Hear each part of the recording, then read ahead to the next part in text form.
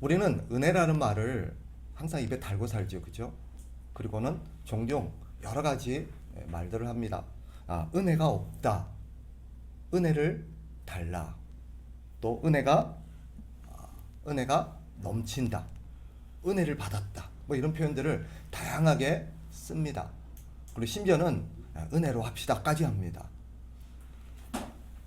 그런데 여러분, 은혜가 뭡니까? 은혜가 무엇이라고 생각하십니까? 은혜를 받았다라고 말할 때 뭐가 은혜 받은 겁니까? 우리는 종종 가슴 뭉클함이나, 그죠? 어떤 감동 혹은 어떤 특별한 경험을 하게 될 경우 은혜를 받았다, 혹은 내가 어떤 바랬던, 나에게 어떤 소원이 이루어졌거나 또 나에게 유익한 어떤 길이 열리거나 좋은 일이 생겼을 때 우리는 뭐라고 표현해요? 하나님의 은혜다라고 말합니다. 그죠? 그럴까요? 성경이 말하는 은혜가 뭔가를 우리가 좀 바르게 좀 정리하면서, 우리가 쓰고 있는 표현들이 잘못됐다라고 말하기는 어렵지만 성경이 말하고자 하는 은혜가 무엇인지를 좀 아는 것은 유익하리라고 생각해요. 그래서 은혜가 그런 거고, 내가 진짜 은혜를 받은 건지 아니면 내가 은혜 받았다라고 그냥 생각을 하는 건지, 그 은혜가 나에게 주어지는 이유가 무엇인지 우리가 이런 것들을 좀 아는 것이 필요할 듯합니다. 성경이 말하는 은혜라는 것은 뭐냐, 이렇게 정의할 수 있습니다. 하나님의 백성들이 하나님을 믿고 살아가는 데 필요한 모든 혜택들이라고 표현할 수 있습니다. 하나님의 백성들이 하나님을 믿고 하나님의 말씀에 순종하며 살아가는 데 필요한 모든 혜택들, 이것을 받는 것을 우리가 은혜라고 표현하는데, 은혜라고 표현하는 이유는 이것이 하나님께서 값없이 주시는 선물이기 때문입니다. 그 은혜라는 것은 하나님이 우리에게 베풀어 주시는 값없는 선물들을 표현하는 것이지만, 그 안의 내용들은 우리가 믿음으로 살아가는 데 필요한 모든 혜택들이라고 설명할 수 있겠습니다.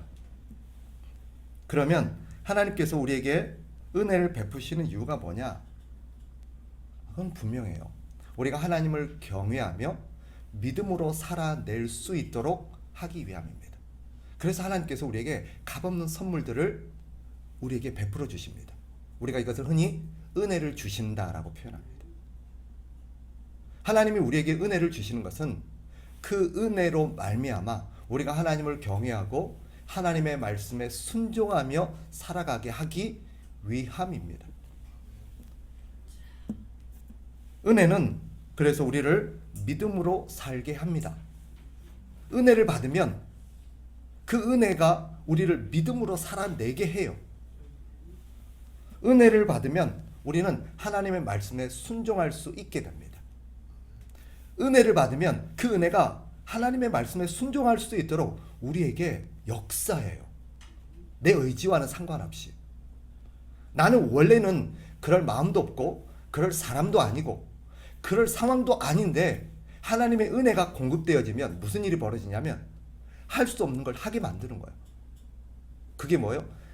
그동안 해야 된다고는 생각하고 또 그게 맞다고는 생각했지만 할 수 없었던 그럼 하나님의 말씀에 순종하는 삶을 살아내게 하는 원동력이 은혜입니다. 은혜를 받았다 라고 종종 말하죠. 근데 내가 받은 것이 하나님의 은혜인가를 어떻게 알 수 있느냐? 은혜를 받았다 그러면 그 은혜는 반드시 우리를 하나님의 말씀으로 나아가게 하고 하나님을 믿고 말씀에 순종하는 쪽으로 나아가게 합니다. 그런데 하나님께 은혜를 받았다라고 말하는데 그 은혜의 결과가 나를 하나님으로부터 멀어지게 한다? 하나님의 말씀과는 거리가 점점 멀어지게 한다? 그것은 은혜일 리가 없습니다. 그것은 은혜가 아니라 사실 시험입니다. 유혹이 임한 겁니다. 예를 들어 봅시다. 성경에 보면 요나라는 선지자가 나옵니다. 하나님께서 요나에게 말씀을 하셨고 그 순종을 요구했지만 요나는 거부하고 다시스로 도망가고자 배를 타기 위해서 욥바라는 항구로 내려갑니다. 그런데 마침 거기에 잘 없었던 다시스로 가는 배가 딱 기다리고 있었던 것입니다. 그 배를 타고 순풍에 돛단 듯 항해하면서 출발하게 됩니다. 요나가 이렇게 고백한다고 칩시다. 은혜다. 맞습니까? 자기가 기대했던 일이 풀리고 형통하게 일이 풀려나가요. 그런데 그것이 은혜일 리가 없습니다. 신자가 하나님이 기뻐하지 않는 일을 하는데 일이 잘 풀려요. 그래서 돈을 많이 벌어요. 이 신자가 이렇게 고백합니다. 하나님은 은혜를 주셨어요. 그래서 돈을 많이 벌었습니다. 은혜 받은 걸까요? 그것이 하나님의 은혜가 임한 걸까요? 그럴 리가 없습니다. 그것은 우리를 하나님의 말씀으로부터 멀어지게 하기 위한 마귀의 계략일 뿐입니다. 마귀도 우리에게 하나님과 비슷한 우리에게 어떤 혜택과 유익을 공급할 때가 있습니다. 그러나 목적이 달라요. 하나님이 주신 은혜는 목적이 뭐예요? 우리를 점점 말씀에 순종하여서 믿음으로 살게 하기 위함이지만 마귀가 우리에게 혜택을 줄 때는 그 혜택은 점점 하나님으로부터 멀어져서 하나님 없이도 살 수 있다는 생각을 강화시키기 위해서 자꾸 우리에게 어떤 혜택을 공급할 때가 있습니다. 그런데 우리는 마귀가 주는 혜택들을 은혜 받았다라고 생각하면서 우리의 고집을 강화시킬 때가 있습니다. 그래서 점점 그 일을 열심히 해요. 하면 안 되는 일을 잘 되니까 더 열심히 해서 그럼 더 잘 되니까 자기는 은혜 받았다라고 생각하면서 간증하고 자랑하면서 그 일을 열심히 합니다. 은혜는 그런 것이 아닙니다. 은혜는 우리를 하나님의 말씀에 순종하게 하는 하나님의 혜택입니다. 이런 은혜가 추구하는 궁극적인 목적이 있습니다. 은혜는 목적이 있어요. 여러분 그거 아세요? 하나님께서 우리에게 은혜를 베푸신 것은 목적이 있음을 성경이 여러 곳에서 밝힙니다. 그러나 그 궁극적인 목적을 하나님이 은혜를 주신 목적을 성경에서 딱 찾아서 정리해 봤더니 궁극적으로 가리키는 목적이 한 가지 있습니다. 그게 뭐냐? 예수님을 닮게 하는 것입니다. 그래서 은혜를 주시는 목적은 우리가 예수님을 닮게 하기 위함입니다. 따라합시다. 은혜의 목적은 예수님을 닮는 것이다. 우리 예수님은 하나님을 경외하고 하나님의 말씀에 순종하며 사는 온전한 모델이십니다. 그래서 은혜를 받은 자는 그 특징이 나타나는데 은혜를 받으면 받을수록 무슨 일이 벌어지고 어떤 특징이 나타나냐? 점점 누구를 닮아갑니까? 예수님을 닮아가는 거예요. 하나님의 은혜가 그 사람에게 임하고 임해서 하나님의 은혜를 충분히 받아나가는 사람은 점점 그 사람에게서 어떤 특징이 나타나기 시작하는데 하나님의 아들 예수 그리스도를 닮아가는 것입니다. 그래서 그 사람을 잘 지켜보면 예수님을 닮았어요. 생각하는 것이 예수님과 같고 말하는 것이 꼭 예수님처럼 말하고 행동하는 것도 예수님처럼 행동합니다. 다른 사람들이 봤을 때 누구처럼 느껴질까요? 예수님처럼 느껴지는 거예요. 다른 사람이 봤을 때 저 사람 꼭 예수님 같다. 그리고 그 사람이 살아가는 삶의 현장에는 무슨 일이 벌어지냐면 우리 주님이 사셨을 때 나타났던 열매들이 막 나타나기 시작합니다. 안디옥 사람들이 처음에 교회가 세워지고 이 사람들이 은혜를 받아서 잘 보세요. 거기 이 사람들이 은혜를 받아서 신앙생활을 열심히 하고 나니까 무슨 일이 벌어집니까? 안디옥 지역에 있던 사람들 이 사람들을 보면서 뭐라고 말합니까? 그리스도인이라고 말합니다. 그리스도를 닮은 사람들이라는 뜻입니다. 이 사람들이 은혜를 받고 신앙생활을 시작하고 믿음으로 살아내다 보니까 사람들이 봤을 때 주변 사람들이 봤을 때 밖에서 사람들이 봤을 때 이 사람을 보니까 누구를 닮았어요? 예수님을 닮은 거예요. 그래서 그 사람들을 향해서 저 사람들은 그리스도인이다. 예수님을 닮은 사람이라는 거예요. 꼭 예수님을 생각나게 하고 예수님 같고 그래서 은혜는 우리를 예수님을 닮게 합니다. 은혜의 완성은 뭐냐? 그래서 예수님처럼 되는 것입니다. 이것을 우리는 신학적인 용어로 영화라고 말합니다. 하나님께서 우리에게 은혜를 베푸시는 것은 우리를 예수님처럼 만들기 위함입니다. 이것은 한 번의 은혜로 되는 게 아닙니다. 올 한 해 어떤 특별한 날을 잡아서 하나님 앞에 진하게 아주 강력한 하나님의 은혜를 받으면 이것이 우리에게 평생을 지속하게 하는 그런 놀라운 효험이 있는 그런 능력으로 나타나지 않습니다. 하나님의 은혜는 매일 매 순간 지속적으로 받아야 합니다. 한 번의 은혜로 완성되는 것은 절대 없습니다. 구원파에서 가르치는 게 뭐냐면 한 번의 강력한 은혜가 그 사람을 다시는 죄짓지 않고 하나님의 사람으로 살게 한다라고 가르칩니다. 엉터리입니다. 성경 어디에도 그렇게 가르치지 않습니다. 하나님은 우리에게 은혜를 지속적으로 받으라고 말합니다. 성경을 보세요. 하나님의 은혜를 지속적으로 계속해서 받고 또 받으라는 것입니다. 왜요?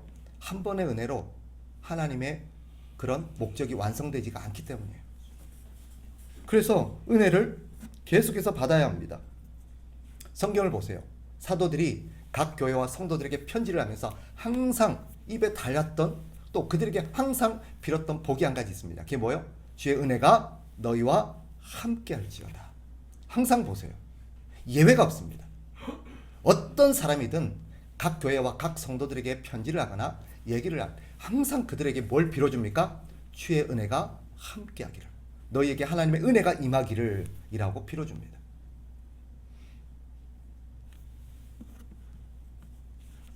우리 하나님의 뜻은 분명합니다. 우리에게 은혜를 주시는 하나님의 뜻은 우리가 예수님을 닮게 되는 것입니다.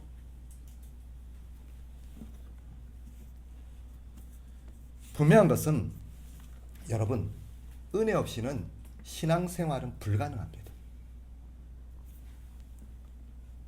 은혜 없는 신앙생활은 그건 신앙생활이 아닙니다. 그것은 엄밀히 말하면 종교생활이고 사실은 더 정확하게 성경적으로 표현하면 죄악된 삶만 살아갈 뿐입니다. 은혜 없는 삶은 그저 죄악된 삶이에요. 매일매일 열심히 살고 치열하게 살아도 하나님 보시기에는 그저 죄만 짓는 삶일 뿐입니다. 은혜 없이는 신앙생활은 불가능합니다. 우리가 경험해 봤잖아요. 은혜 없이는 예수님을 닮을 수도 없습니다. 은혜 없으면 점점 누구를 닮아가는지 아십니까? 마귀를 닮아갑니다. 그래서 은혜 받지 않고 신앙생활을 오래 한 사람들의 모습을 보면, 교회는 오래 다녔을지 몰라도 그의 삶과 그의 모습을 보면 꼭 누구를 닮아갔을까요? 마귀를 닮았습니다. 그래서 그런 사람들이 교회에서 무슨 짓을 할까요? 마귀 짓을 합니다. 왜? 은혜가 없으니까. 은혜가 없고 계속해서 마귀의 생각과 마귀의 유혹과 마귀의 어떤 특징들만을 계속 공급받으니까 그 사람 마귀와 같아져요. 은혜 없는 삶은 불가능합니다. 은혜 없이는 주님처럼 살 수도 없습니다. 죄가 이끄는 대로 살 뿐이지. 그리고 은혜 없이는 어떤 성령의 열매도 맺을 수 없습니다. 은혜 없이 이 사람이 교회에서 열심을 내면 은혜의 열매, 성령의 열매가 아니라 죄의 열매만 맺힙니다. 그래서 은혜 받지 않는 사람이 교회 안에서 열심을 하면 주변 사람들이 아파요. 다쳐요. 교회가 힘들어져요. 그 사람이 손대는 것마다, 하는 일마다 자꾸 여기저기서 문제가 생겨요. 깨져요. 금이 가요. 그래서 우리에게는 은혜가 필요합니다. 은혜를 받아야 될 이유입니다. 그런데 앞서 말씀드렸죠? 은혜는 한 번만 받아갖고 안 됩니다. 하나님께서 우리에게는 항상 매일매일 은혜를 공급받기를 요구하십니다. 그래서 매일매일 은혜를 받아야 돼요. 그래서 우리는 하나님 앞에서 매일매일 은혜를 사모하며 하나님 은혜를 주옵소서. 그래서 오늘도 우리 주님 닮게 하시고 우리 주님처럼 살아갈 수 있게 하셔서 우리 하나님께 영광을 돌리게 하옵소서라고 우리는 날마다 기도해야 합니다. 하나님께서 우리에게 은혜를 베푸시고 또 우리가 매일매일 하나님의 은혜 속에 살 수 있도록 우리에게 하나님께서 주신 은혜의 수단들이 있습니다. 성경에 따르면 우리에게 하나님께서 은혜를 주시기 위해서 주신 수단 3가지가 나옵니다. 첫째는 말씀과 기도와 성례입니다. 말씀, 기도, 성례. 근데 이 모든 것을 한꺼번에 함께 어우러져서 이 3가지를 함께 할 수 있는 방안이 뭐냐? 예배입니다. 예배. 그래서 예배는 말씀과 기도와 성례가 함께 어우러지는 그런 하나님의 은혜의 복합 선물입니다. 우리가 살기 위해서 사람들에게 필요한 필수 영양소 중에 하나가 비타민이라는 게 있죠, 그죠? 근데 비타민이 한 종류만 있는 줄 알았더니 비타민 C도 있고 D도 있고 E도 있고 뭐 많더라고요. 다 필요합니다. 비타민 C만 갖고 되는 게 아니에요. 비타민 D도 있고 E도 있고 하여튼 종류별로 다 있어야 돼요. 그래서 나온 약이 뭐예요? 종합 비타민이에요. 종합 비타민을 먹어야 돼요. 마치 은혜도 그래요. 말씀도 필요하고 기도도 필요하고 성례도 필요합니다. 다 해야 돼요. 한 가지만 갖고는 부족합니다. 살아낼 수는 있겠지만 결핍되면 건강하지가 않아요. 힘이 없어요. 활력을 갖기가 어렵습니다. 그래서 우리는 성령께서 우리에게 가르치신 대로 이런 예배 삶을 잘 살아나가야 합니다. 예배를 통해서 하나님의 종합적인 은혜가 우리 가운데 공급되어지는 것은 부인할 수 없는 사실입니다. 예배를 많이 드린 사람, 일주일에 예를 들어 보세요. 저를 보세요. 일주일에 예배를 5번 드린 사람과 일주일에 예배를 1번 드린 사람, 은혜가 같을까요? 절대 그럴 수가 없습니다. 이거는 상식이고 맞습니다. 5번 예배를 드린 사람과 1번 예배 드린 사람의 은혜의 크기가 절대 같을 수가 없어요. 그래서 할 수만 있으면 예배를 여러 번 드리는 게 필요합니다. 그래서 교회는 역사적으로 성도들에게 지속적으로 은혜를 다양하게 많이 공급하고자 여러 예배를 만들었습니다. 물론 그 가운데는 부작용도 있었고 때로는 성도들에게 불필요한 짐을 지우는 경우도 있었습니다. 의무를 부여해서 정죄하기도 하고 또 그걸 통해서 성도들을 올가매는 올무가 되기도 했습니다. 그건 부인할 수 없는 사실이죠. 그러나 은혜가 우리에게 다양하게 필요하고 많이 필요하기에 예배가 여러 번 드려지는 것이 결코 나쁜 게 아닙니다. 예배를 여러 번 드리는 것이 잘못된 게 아니에요. 그것을 제도화시키고 그렇게 하지 않는 자를 정죄하는 게 문제인 거지. 여러분이 아마 경험해 보셔서 알 겁니다. 예배를 여러 번 드렸을 때 그 받았던 여러분의 은혜의 상태, 여러분의 심령의 상태와 일주일에 1번 드렸을 때의 상태 같을 수 없어요. 그런데 성경에 보면 이것과 더불어서 우리는 하나님 앞에 예배를 통해서 항상 말씀을 보고 기도하면서 또 하나님이 주신 우리에게 성례 의식들을 수행하면서 하나님의 은혜를 공급받는데 하나님께서 이것만을 가지고는 사실은 충분하지 않다는 것을 하나님이 아셨습니다. 그래서 예수님께서 제자들에게 하신 특별한 경건의 훈련이 있습니다. 제가 주목하고 싶은 것은 이겁니다. 어떻게 하셨습니까? 예수님은 제자들을 3년 동안 데리고 다니면서 함께 동고동락하면서 어떻게 하셨을까요? 어떻게 살아내야 되는지, 신자가 어떻게 살아야 되는지를 친히 보여주시고 가르쳐 주셨습니다. 이것을 우리는 흔히 경건 훈련이라고 말합니다. 훈련이 필요합니다. 훈련이. 여러분, 저를 보세요. 비타민만 먹는다고 몸이 건강해질까요? 아닙니다. 우리 몸을 건강하게, 튼튼하게, 힘있게 살아내기 위해서는 반드시 해야 될 게 있습니다. 뭐예요? 따라합시다. 운동이 있습니다. 이 경건의 훈련이 운동에 해당되는 것입니다. 운동을 하지 않는 사람은 아무리 좋은 걸 먹어도요, 사실은 한계가 있습니다. 힘이 없어요. 운동은 우리 안에 공급되어 있는 영양소들을 더 풍성하게, 더 효과적으로 우리 안에서 자리매김하고 그것을 강력한 에너지로 사용할 수 있도록 만들어주는 하나의 방법입니다. 그래서 운동을 하셔야 돼요. 여러분, 별개 얘기긴 하지만 올 한 해 그래서 일단 육체적으로도 꼭 운동을 하시기 바랍니다. 여유가 되시는 분들은 헬스도 끊으시고 또 어떤 운동하는 어떤 그런 회원도 가입하시고 또 다양한 어떤 운동을 통해서 여러분의 몸을 튼튼하게 가꾸는 것도 경건의 하나의 한 방법입니다. 우리의 몸과 우리의 영혼과 육신이 별개가 아니기 때문이에요. 건강한 몸에 건강한 영혼이 깃든다는 것처럼 그래서 우리 육신을 건강하게 만드는 것도 필요합니다. 그러나 또한 더불어서 우리의 영혼을 건강하게 훈련하는 게 필요합니다. 그럼 어떻게 훈련해야 될까요? 예수님께서 제자들에게 보이셨던 게 뭐예요? 당신의 삶을 보여주신 거예요. 우리는 보고 배워야 돼요. 그래서 제자훈련이라는 걸 하는 것입니다. 제자훈련을 우리 주님께서 직접 시켜주셨어요. 어떻게? 당신의 삶을 통해서 말하는 것을 듣게 하시고 예수님이 행동하는 것을 보여주시고 예수님 사람들을 어떻게 만나고 사람들을 어떻게 대하고 도울 사람들을 어떻게 돕고 그럼으로써 하나님의 뜻이 무엇이고 하나님의 뜻을 어떻게 구현해 나가는지를 당신의 삶을 통해서 제자들에게 보여주셨습니다. 매일 일정 기간 동안 우리가 그걸 해야 돼요. 그럼 어떻게 해요? 우리는 예수님을 직접 만날 수는 없습니다. 그런데 우리가 예수님을 보고 배울 수 있는 길이 있습니다. 성경입니다.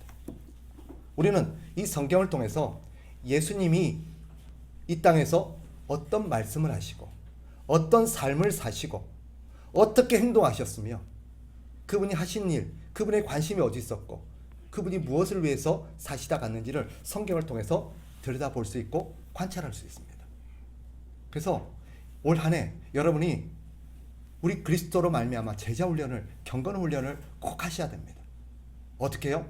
말씀을 통해서 창세기부터 요한계시록까지 쭉 읽으시면서 우리 주님이 어떻게 사셨고 어떻게 행동하셨는지를 잘 보고 관찰하십시오. 특별히 신약 성경을 잘 보시면 우리 주님의 행동이 주목할 수 있죠. 우리 주님께서 복음서를 통해서 우리 주님께서 이 땅에 사시던 삶의 모습을 낱낱이 기록해 놓았습니다. 그걸 보시고 깊이 연구하세요. 우리 주님이 이런 상황 속에서는 어떻게 말씀하셨는지, 이런 상황 속에서 어떻게 행동하셨는지, 그분의 하루의 습관이, 삶의 패턴이 어땠는지, 그분이 무엇을 위해서 행동하셨는지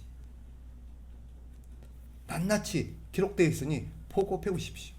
그리고 또 한 가지 눈여겨볼 것은 그분을 통해서 보고 배웠던 제자들이 또 어떻게 행동했는지도 우리가 눈여겨볼 것입니다. 왜? 그들은 우리의 선배요, 우리의 역시 모델이기 때문입니다. 그 중에 한 명이 바울이 뭐라고 말합니까? 너희는 내게 배우라라고 말합니다. 왜? 자기도 누구에게 배웠어요? 예수님께 배웠으니까. 내가 예수님께 잘 보고 배웠던 것처럼 너는 나를 잘 보고 배우라는 거예요. 그래서 우리는 원형이신 예수님의 모습을 성경을 통해서 눈여겨보고 세세하게 살펴야 합니다. 아, 주님이 이렇게 말씀하셨구나. 주님이 이렇게 행동하셨구나. 주님이 이렇게 살다 가셨구나. 우리 주님이 사람을 상대하는 게 이렇구나.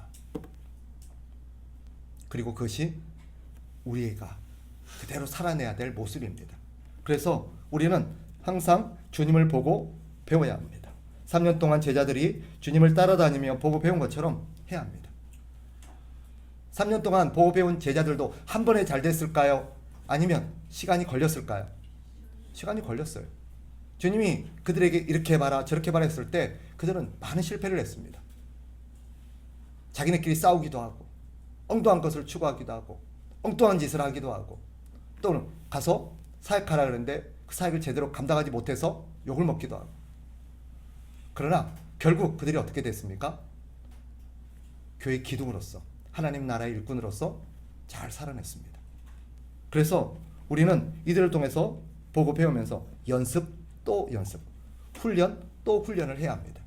잘 안 되죠. 성도들이 저한테 말합니다. 목사님 그게 잘 안 돼요. 맞아요. 그게 원래 당연한 거예요. 잘 안 돼요. 기도도 처음부터 잘 안 되고 찬송도 처음부터 잘 안 되고 모든 게 처음부터 잘 되는 거 없어요. 나만 그런 게 아니라 원래 그런 거예요. 누군가가 나보다 잘할 수도 있어요. 타고난 어떤 은혜 때문에 어떤 재능 때문에 그런 것도 있지만 한편으로 보면 우리가 모르는 그 사람이 우리보다 열심히 노력하고 있기 때문이에요. 저도 여러분 처음부터 말씀에 이렇게 어떤 많이 내용을 알고 있고 말씀의 이해가 좀 깊었던 사람 아닙니다. 저도 신학교를 갔고 또 공부를 하고 또 공부를 하면서 깨닫고 배우고 또 배웠습니다. 예전에 제가 말씀드렸는가 모르겠는데 처음에 제가 주일학교 교사를 오래 했습니다. 유초등부부터 해서 중고등부, 그리고 참 감사하게도 지금 돌아보면 제가 참 열심히 했어요. 교사를. 그리고 참 내가 둘째가라면 서로 할 만큼 성실하게 했습니다. 그런데 나중에 목회자가 되고 나서 깨달았어요. 내가 아이들에게 가르쳤던 것들 가운데 엉터리가 많았다는 것을. 그때는 너무 몰랐어요. 그냥 열심히 있었죠. 나도 듣고 배운 풍어를 가지고 내가 생각했던 어떤 지식들을 가지고 아이들에게 막 가르쳤어요. 나중에 목사가 돼서 말씀을 제대로 깨닫고 보니까 엉터리였구나. 너무 미안한 거예요, 그 아이들에게. 근데 감사한 게 뭔지 아세요? 그 아이들 가운데 목회자들이 많이 나왔어요. 참 감사하죠. 지금도 연락하고 있는 제자들도 있습니다. 참 감사해요. 그러나 시간이 가면서 노력하고 또 노력하니까 점점 깊이가 있고 깨달아지고 알게 돼요. 그리고 점점 저도 성장해 가는 것 같습니다. 여러분이 인정하지 않을까 싶어서 조금 두렵긴 합니다만은 제가 목회를 처음 시작했을 때보다 지금 저는 더 성장했습니다. 네. 여러분이 동의 안 해도 뭐 저는 제가 봤을 때 철이 많이 들었어요. 아직 부족한 게 많아서 여러분을 좀 아프게 하기도 하고 여러분을 힘들게도 하지만 그래도 제가 봤을 때 철이 많이 들었어요. 하나님 은혜가 저를 그렇게 철들게 했어요. 여러분 처음부터 잘 될 리가 없습니다. 우리는 실패할 때마다 성령님께 기도하면서 하나님 도와주세요. 잘 안 됩니다.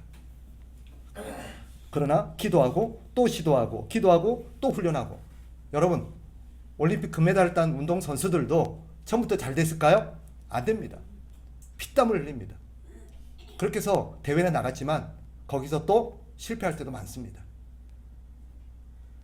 하물며 우리겠습니까? 밥 먹고 운동만 하는 사람들도 안 돼서 넘어지고 실패하는데 하물며 우리겠습니까? 그러니 여러분 포기하지 마십시오. 힘들다는 것, 잘 안 된다는 것은 하지 말라는 뜻도 아니고 포기하는 뜻도 아니에요. 계속하라는 뜻입니다. 그리고 우리 주님의 은혜가 반드시 우리를 그렇게 되게 할 겁니다. 그러니 여러분 은혜를 사모하시고 하나님의 은혜를 지속적으로 공급받으시기 바랍니다. 그리고 은혜는 나를 예수님을 닮게 합니다. 내가 은혜 받았나? 라고 질문을 할 때 여러분이 그것이 여러분이 받은 그 은혜의 결과가 나를 점점 주님을 닮아가게 만드는 거라면 은혜 받은 겁니다. 그게 은혜입니다. 그러나 내가 은혜 받았다고 생각하는 것이 나를 하나님으로부터 멀어지게 하고 예수님 닮는 것과는 상관이 없다면 그것은 하나님이 주신 은혜가 아닐 겁니다. 그러니 잘 분별하시고 올 한 해 하나님 앞에 은혜를 받아서 새로운 삶, 우리 주님을 더 닮아가는 삶 살아가시기를 주의 이름으로 축복합니다.